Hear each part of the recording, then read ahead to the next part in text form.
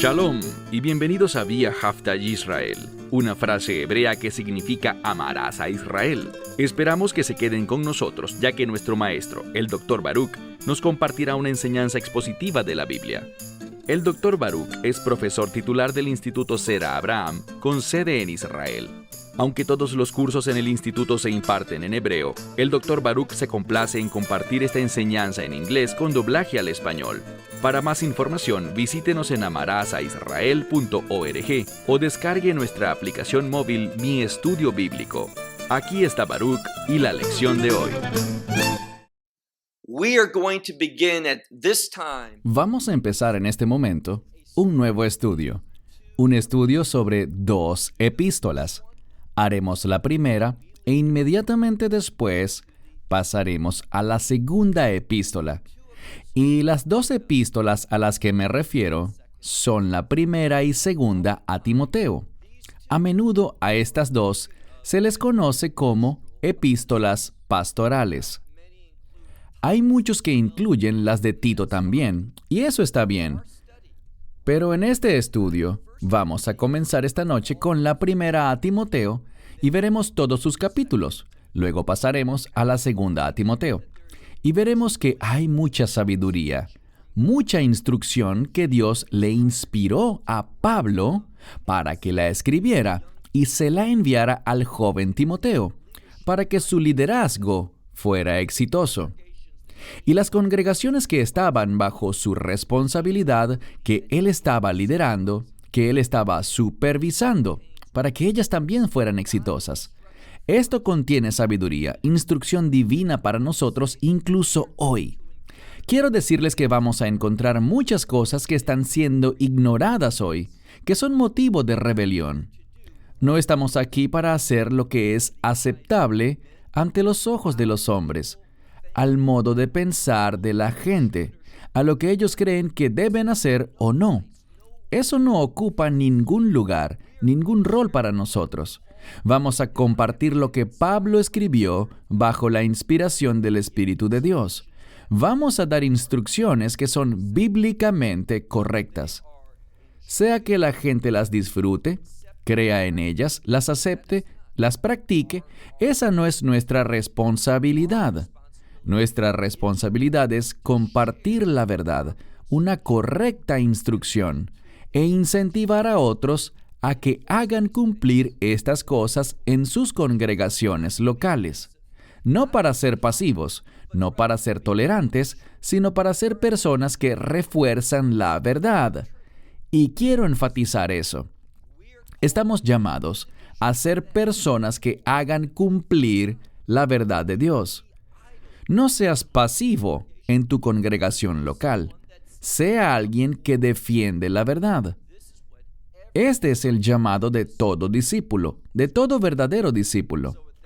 Dicho esto, te invito a que tomes tu Biblia y sigas este estudio. Abre tu Biblia en primera epístola de Pablo a Timoteo, en el capítulo 1. En esta noche estudiaremos los primeros 11 versículos. Comenzaremos con el primero. Pablo, un apóstol. Pablo tomó su llamado de ser un apóstol de forma significativa. Él dice ser alguien que ha sido enviado, y ha sido enviado por el mismo Mesías, con el fin de llevar a cabo el propósito de nuestro Señor y Salvador.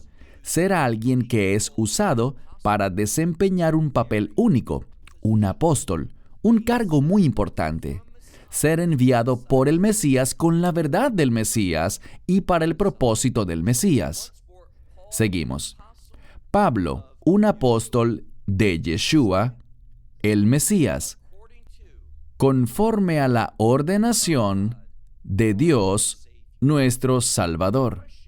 La pregunta que debemos hacer ¿es interesante que Pablo, al hablar del Mesías y Dios Padre, él se refiera aquí a Yeshua como nuestro Salvador? Debemos recordar que hemos sido salvados y que esa recepción de la salvación debería impactarnos en todo. haber sido salvados por el único Salvador, debemos entender que Él es el Señor y, por tanto, someternos a su instrucción. Si hemos sido salvados por Él, vamos a querer servirle, obedecerle. Seguimos. Pablo, un apóstol de Yeshua, el Mesías, conforme al mandato de Dios, nuestro Salvador. Ahora bien, esto nos dice que ese era el plan de Dios. Ese era su propósito, traer la salvación. Y solo cuando aceptamos los propósitos de Dios es que nosotros nos plegamos a su plan de salvación. Él nos salvó con un propósito, y esa experiencia de salvación es una orden, y debemos interesarnos en lo que implica esa orden. Y eso es lo que Pablo va a revelar en esta epístola. Pasemos al capítulo 1, versículo 2.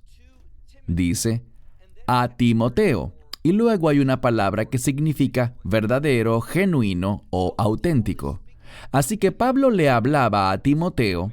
Él le escribió esta epístola principalmente a ese que era su hijo genuino. Al decir hijo genuino, él se refería a que era un hijo en la fe, no un hijo biológico, sino un hijo verdadero de él en la fe. Ellos compartían eso, eran uno solo en ese mismo compromiso con la verdad de Dios. Ahora, literalmente dice, a Timoteo, un hijo verdadero o genuino en la fe. Y aclaro que en griego el sustantivo está en neutro. Es la palabra teknion, que tiene que ver con un hijo y hace énfasis en una relación donde además existe un gran cariño, un gran amor. Así que Pablo eligió una palabra que no es literalmente la palabra para hijo varón en griego, ya que como Timoteo es varón, sería un hijo varón, sino que eligió una palabra que enfatiza que es un hijo con quien había una relación familiar, así que está resaltando la relación que él tenía con Timoteo, que Timoteo era un discípulo verdadero, un verdadero hijo para Pablo, y eso los acercaba en esa relación de gran afecto. Luego, dice en la segunda parte del versículo 2, gracia, misericordia y paz de Dios. Eso es lo que Dios nos ofrece. Nos ofrece gracia, que nos hace capaces de recibir la misericordia de Dios, y es por la gracia y la misericordia que podemos tener paz con Dios. Pero todo esto viene de Dios, nuestro Padre, y de Yeshua, el Mesías. Y al final dice, nuestro Señor. Hemos visto que en un par de veces en este pasaje se habla del Mesías como Señor. Y esa palabra tiene implicaciones importantes. El hecho de que Él no solo es el Mesías, sino que también es nuestro Señor, Él es Señor sobre todo. Por tanto, para entrar en esta relación con Él, nosotros nos convertimos en sus siervos. No es muy extremo decir la palabra esclavo, que nosotros somos llamados a estar en absoluta sumisión, en sujeción a su señorío en nuestras vidas. Así que esto es algo que es destacado en el inicio de esta epístola de Pablo.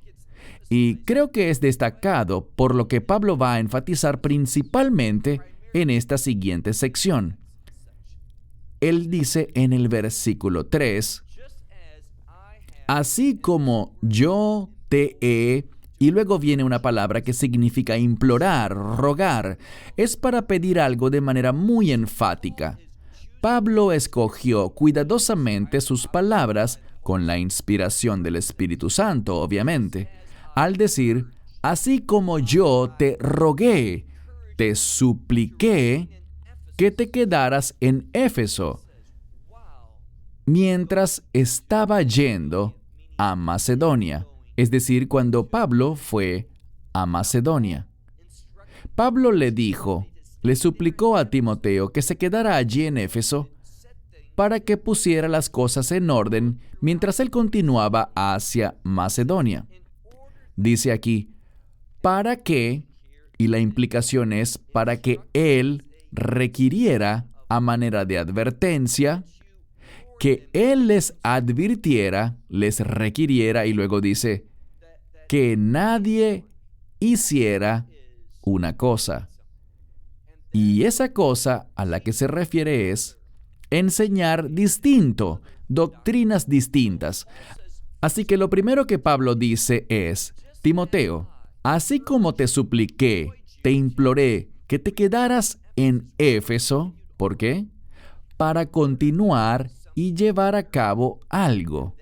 Y eso consistía en dar una advertencia fuerte y rigurosa a ciertas personas, quienes quiera que fueran, que estaban enseñando doctrinas que eran contrarias a la verdad de las Escrituras, a la revelación que Dios le había dado a los apóstoles, a la verdad bíblica. Este es el fundamento, y creo que es muy oportuno porque sabemos que al acercarnos a los últimos días, habrá apostasía. Se enseñarán falsas doctrinas en las congregaciones locales entre los creyentes, y esto causará que los que no son verdaderos creyentes se alejen. Y también traerá desunión, traerá confusión y traerá conflicto. Y Pablo le estaba diciendo, no evadas este conflicto, sino lucha contra eso. Les rogó que pusieran las cosas en orden, que lucharan contra quienes enseñaban, y simplemente dice enseñaban distinto, y la implicación es doctrinas distintas, teologías distintas. Y luego dijo, veamos ahora el verso 4. Pero no hagan caso o no presten atención, es lo que significa literalmente, no hagan caso de mitos y genealogías sin fin. Ahora bien, esos mitos se pueden entender también como leyendas. Lo que él estaba diciendo, y esto es algo tan relevante, hay movimientos como este de la Nueva Reforma Apostólica, esos que forman parte de movimientos en los que se resaltan expresiones espirituales que ciertos individuos tienen. Estos resaltan lo que cierta persona está experimentando, lo que este otro está diciendo, en lugar de la palabra de Dios. Y el problema es que muchas veces estos supuestos testimonios son falsos. Un buen ejemplo de alguien que hace esto abiertamente es un programa llamado Es Sobrenatural. Y salen todas estas personas que dicen haber sido transportadas al cielo, que descubrieron un portal que lleva al mundo sobrenatural y cosas así. Y esas personas que aparecen allí, casi en su totalidad, digo casi, aunque no conozco ningún caso que sea verdadero, pero seré cauto, casi todos estos individuos son falsos. Están diciendo cosas que no son bíblicamente correctas. Están inventando cosas para llamar la atención, para sensacionalizar. Y lo que Pablo dice aquí es que el énfasis debe ponerse en la doctrina y no en la experiencia. Y ese es el problema de hoy. El énfasis se está poniendo en la experiencia en lugar de la doctrina. Él habla de mitos que vendrían a ser cosas de leyendas, testimonios de cosas sobrenaturales que no están arraigados en la verdad bíblica. Y genealogías sin fin. Estas no son las genealogías de la Escritura.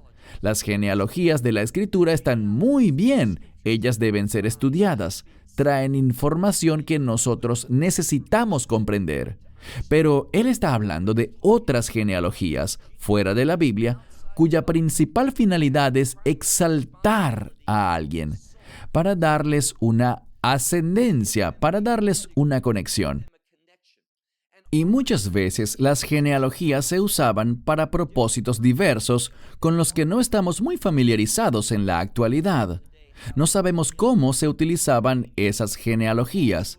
También pasa en la literatura rabínica. Esto es a lo que se hace referencia aquí como mitos en muchos casos. Así que dice, aléjense, no hagan caso a estas leyendas, a estos mitos, a estas genealogías sin fin, las cuales hacen ¿qué? Dice aquí que hacen surgir, eso es lo que hacen surgir, causan la manifestación de algo que se describe aquí como buscar cosas, en una palabra que literalmente se relaciona con disputas. Buscan más conversación, hacen surgir dudas, hacen surgir cosas inciertas. Y como son inciertas, la gente se pone a hablar de ellas una y otra vez. Lo que hacen es suscitar discusiones que no tienen fin y que no tienen respuestas verdaderas. En lugar de las cosas, dice aquí, que son edificantes, cosas que traen una administración correcta de Dios en las vidas de las personas. Y en algunas Biblias se traduce esta palabra como edificación, ordenación, administración, pero simplemente dice que cuando nos alejamos de la verdad de Dios, de las doctrinas de la Biblia, lo que surge como resultado es desunión, surge confusión, surge una oportunidad para que las personas simplemente digan lo que les pasa por la mente. Y muchas veces sus mentes no están arraigadas en la Escritura.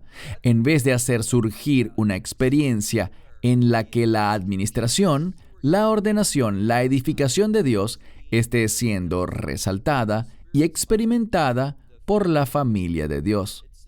Leámoslo otra vez. No hagan caso de estos mitos y genealogías sin fin, las cuales hacen surgir disputas interminables en lugar de, esto es lo correcto, en lugar de que tengamos la administración de Dios en la fe. Y entiendan que la palabra fe se relaciona con la verdad.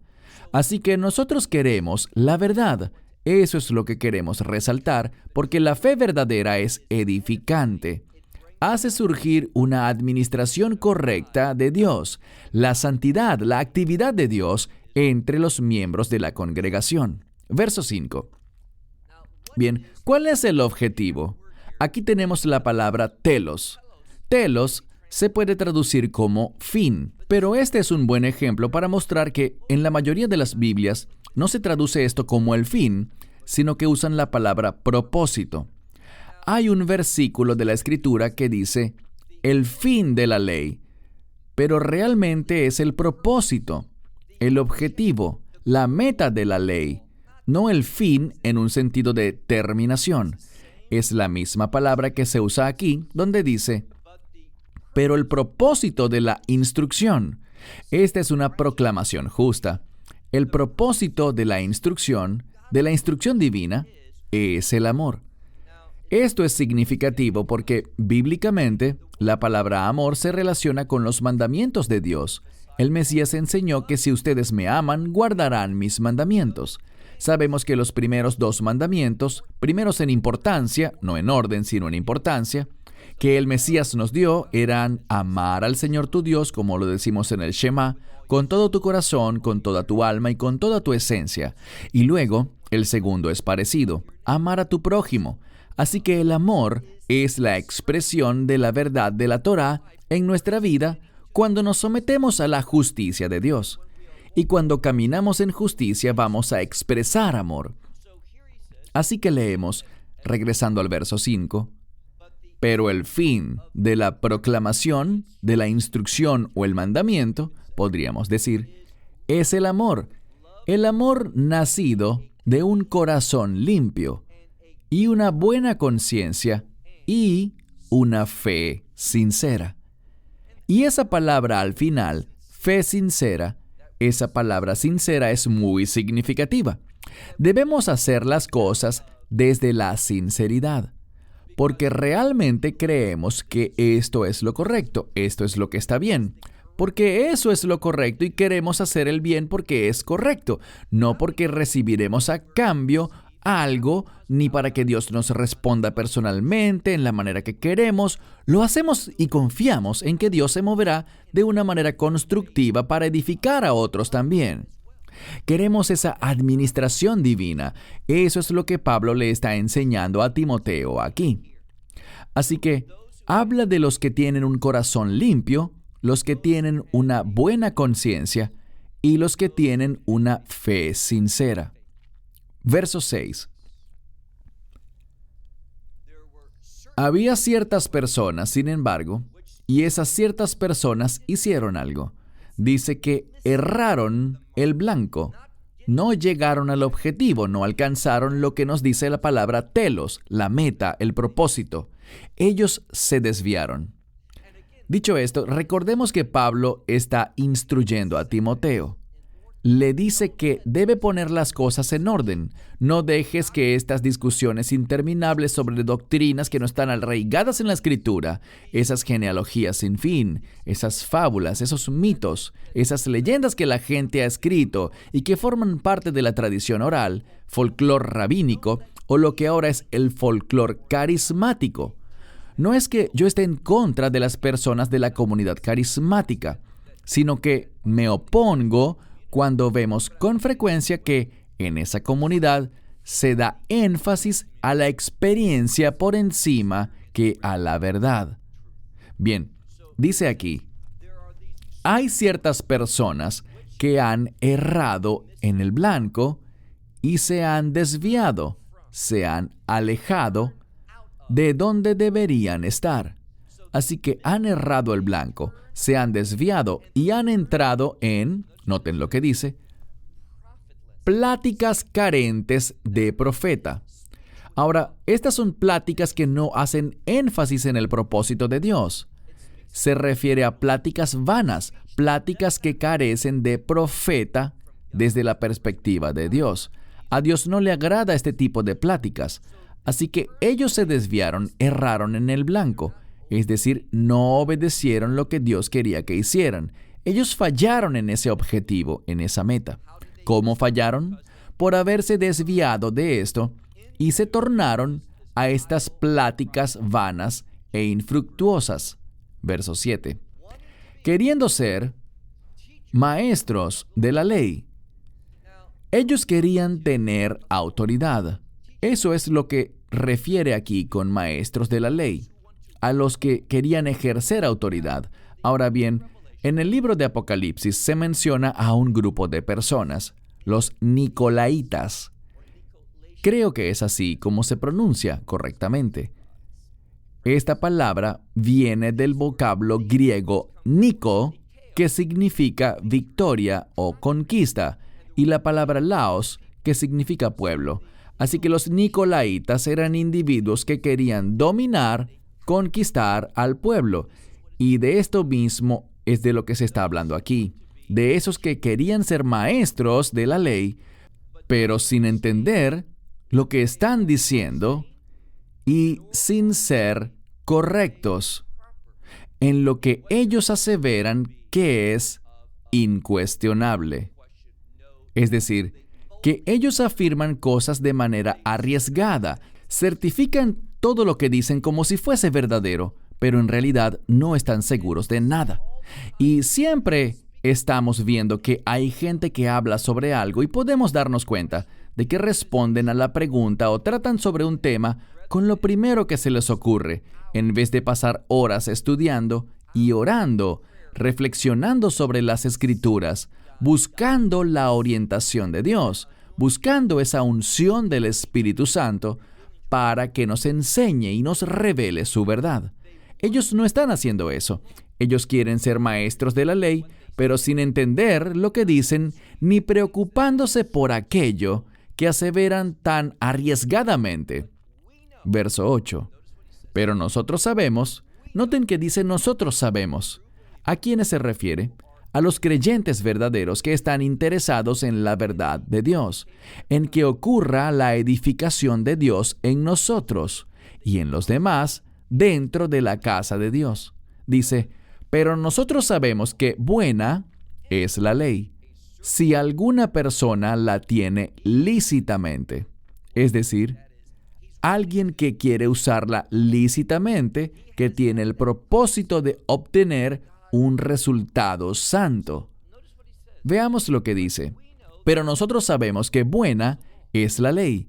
Y si alguna persona tiene un propósito lícito en él, que quiera usarla legítimamente, ¿y eso qué es? Expresar el amor de Dios. ¿Se dan cuenta de que la ley de Dios, la Torá de Dios, nos es dada para que podamos expresar el amor de Dios que recibimos de Él, de vuelta a Él y a los demás? Ese es el marco, ese es el objetivo de la ley.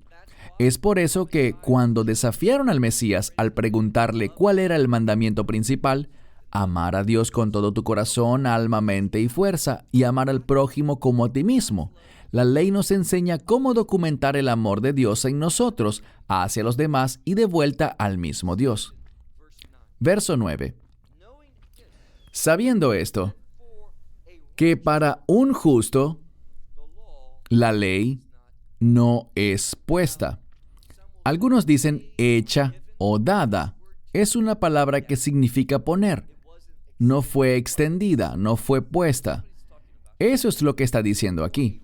Para alguien justo, la ley no fue puesta, sino para personas sin ley. Para los que se oponen al mensaje de la justicia. Es para personas sin ley y para los insubordinados, es decir, de naturaleza rebelde, que no quieren someterse.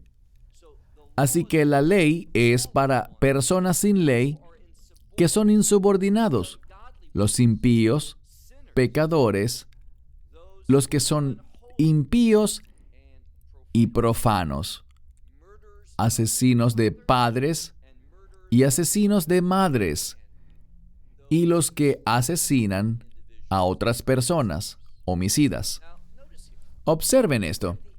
Al final tenemos 3 palabras distintas que se relacionan con el asesinato, con quitarle la vida a alguien.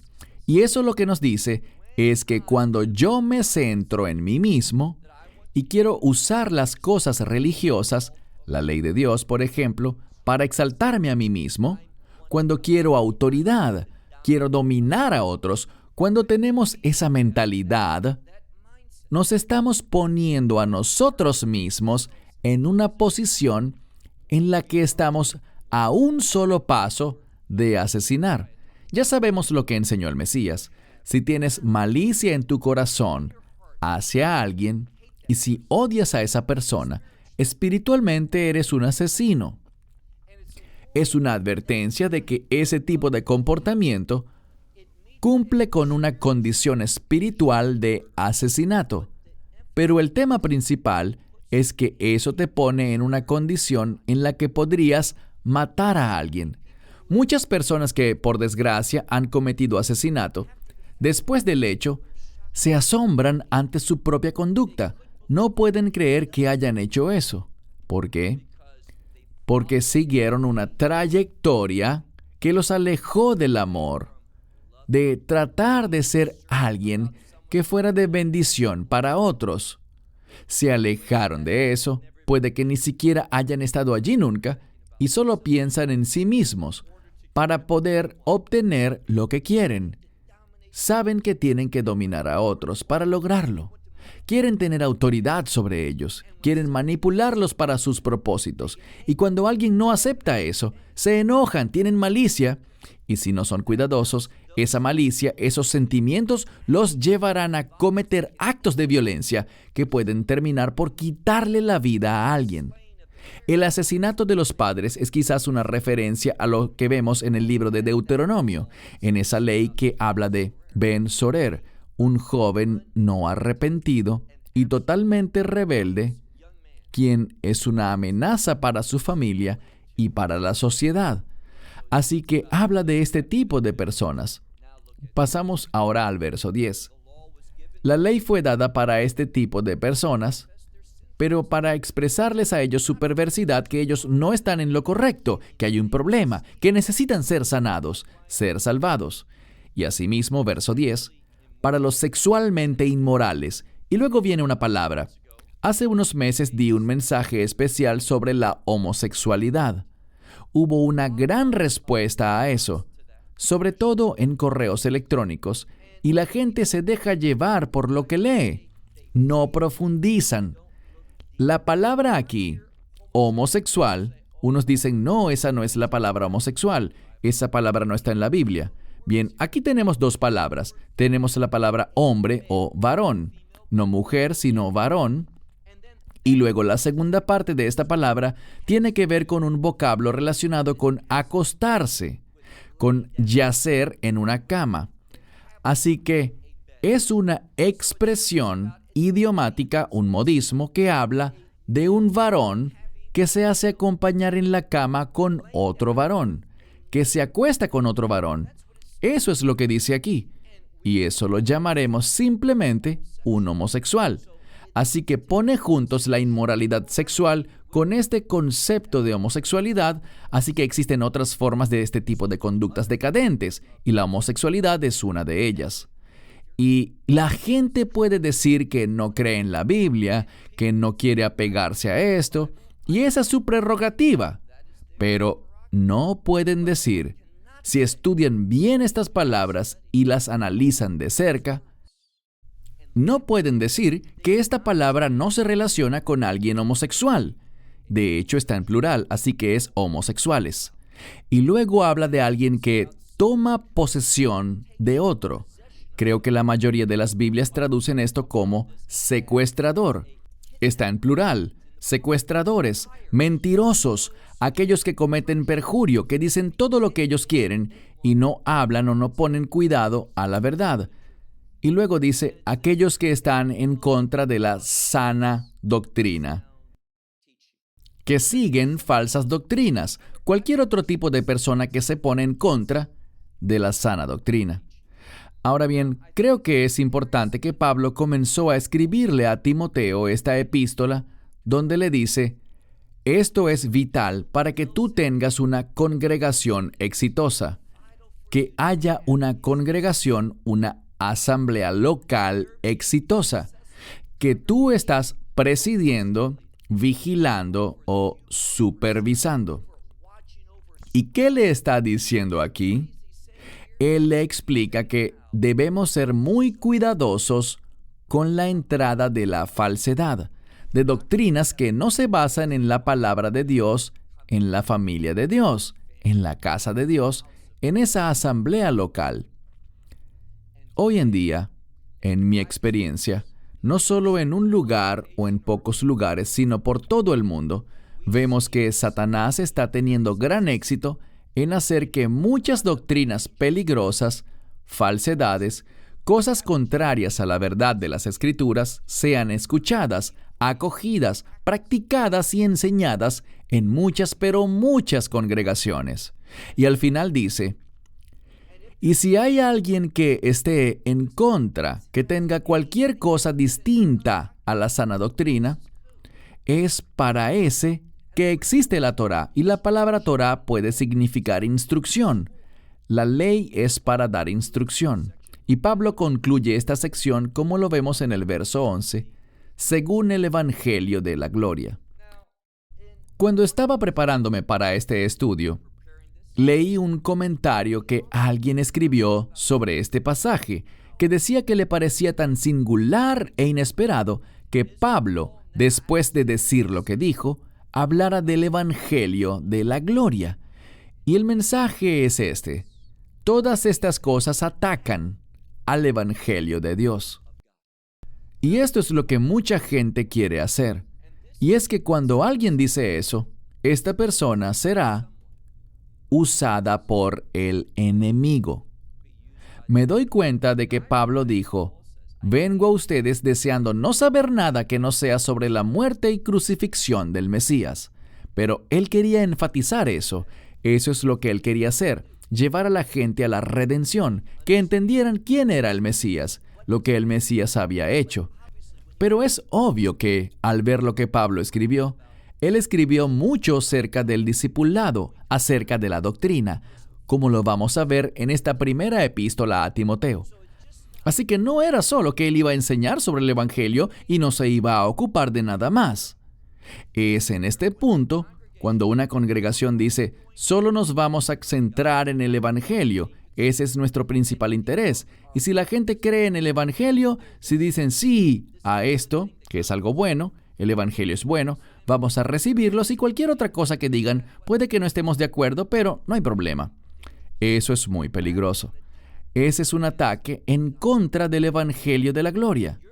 La gloria no se manifestará en tu vida cuando adoptas ese enfoque. Eso es lo que Pablo está revelando aquí. Veamos el último verso de hoy, el 11. Según el Evangelio de la gloria del Dios bendito, el cual me ha sido confiado. La palabra confiado es la misma palabra para fe.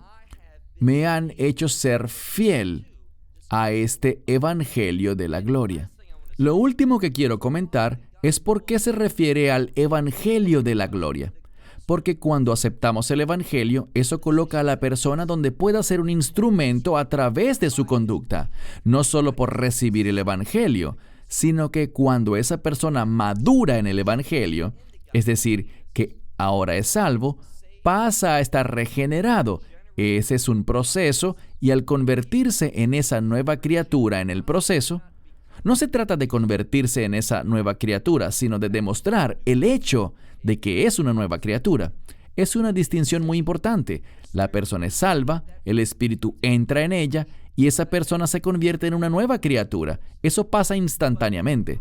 Pero el proceso de vivir eso, de demostrar esa regeneración, que eres una nueva criatura, ese es un proceso que vas a manifestar, vas a crecer y madurar y serás un instrumento de la gloria de Dios. Y lo que Pablo dice es esto: esto me ha sido confiado. Yo soy fiel al propósito de ver la gloria de Dios manifestarse en las personas. Pero cuando nos volcamos hacia nosotros mismos, cuando nos enfocamos en mitos y leyendas, cuando discutimos sobre cosas que no son bíblicas, cuando ponemos el énfasis en eso, se verá lo que Pablo dice después. Son todos estos tipos de conductas que son contrarios a la ley de Dios. Es para eso que existe la ley, para que esto sea llevado a sumisión, para que ocurra un cambio que permita que la gloria de Dios se manifieste. Cerraré con esto. Esta epístola, que apenas hemos empezado a ver, nos va a desafiar. Vamos a ver muchas cosas que hoy están siendo violadas en muchas congregaciones locales, que están siendo ignoradas, cosas de las que la gente no es consciente, cosas que no se consideran importantes. Y cuando decimos, esas cosas no importan, no voy a lidiar con ellas, no las voy a hacer cumplir, no voy a exigir que estas cosas se respeten, lo que hacemos es invitar a la influencia demoníaca a la casa de Dios. Y esa influencia demoníaca se va a manifestar en eso que vimos, inmoralidad sexual, eso que es impuro, que es profano, eso que ocurre cuando uno comete perjurio, que uno no habla con la verdad ni se compromete con la verdad. Esos que fallan el blanco y se desvían. Así que, si no seguimos las enseñanzas que iremos encontrando en este estudio durante los próximos meses, vamos a ver que el enemigo hará un buen trabajo para convertir la congregación local en eso que es abominable ante Dios. Bien, me detendré aquí. Shalom desde Israel. Shalom from Israel. Esperamos que te hayas edificado con el mensaje de hoy y lo compartas con otros. Te invitamos a seguir nuestros estudios cada semana por este canal y por el portal de YouTube de Amarás a Israel. También puedes descargar nuestra aplicación móvil gratuita, Mi Estudio Bíblico. Finalmente, para obtener más información sobre nosotros, visita nuestra web amarasaisrael.org, donde encontrarás otras conferencias de Baruch en audio, video y texto. Hasta el próximo programa. Que el Señor te bendiga en Yeshua HaMashiach, Jesús el Mesías, mientras caminas con Él. Shalom desde Israel.